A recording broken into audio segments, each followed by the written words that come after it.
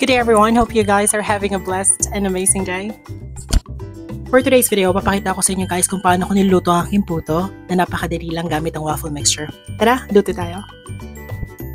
So ikakalangali lang natin ng isang medium egg and then dalawang patak ng vanilla essence. And then you can actually use margarine or 1/4 na butter. So yung medyo melted lang and then half cup of water. Then mix lang natin siya just like so.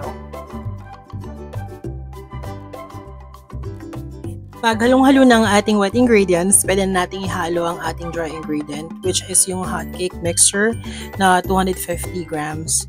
So, ginagawa ko, gumagamit ako ng pansala para make sure na walang lumps yung ating puto once na steamed na siya.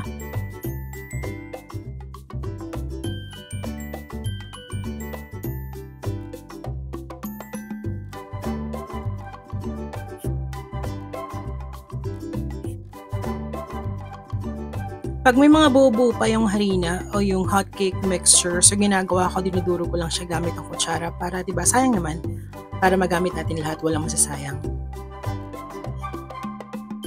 After nyan, i-combine na natin yung dry and wet ingredients.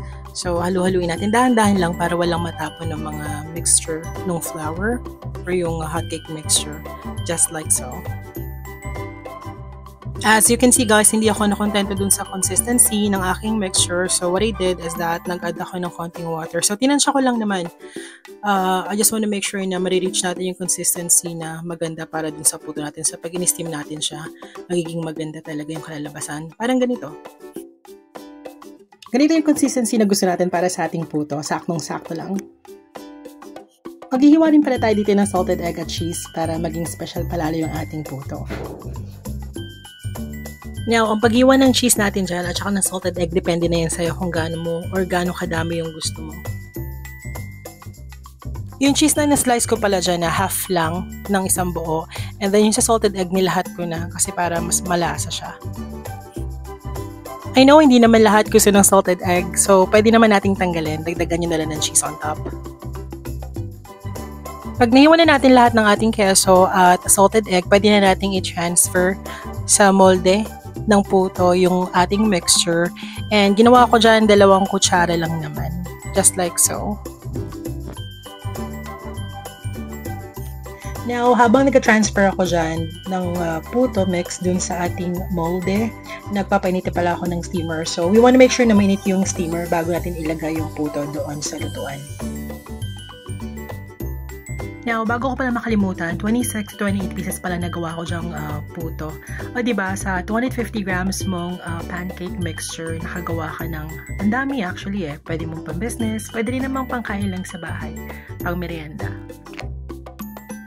Ayan, so ilalagay na natin yung mga toppings na hiniwa-hiwa natin kanina, like yung salted egg at saka yung cheese, para mas masarap yung puto natin. Since may lig ako sa salted egg at cheese, so dinamihan ko yung paglagay ko dyan. Obvious naman, diba? So, kung gagawin mo itong pang-business, medyo, of course, kontian mo lang para hindi ka lugi at kumita ka rin. If you guys happen to remember, so sabi ko kanina, pinainit ko na yung steamer bago ko ilagay yung puto. So, ang pagluto ko dyan, inabot ng 8 to 10 minutes. So, you have also to check. Buksan mo rin, and then tusukin mo ng toothpick.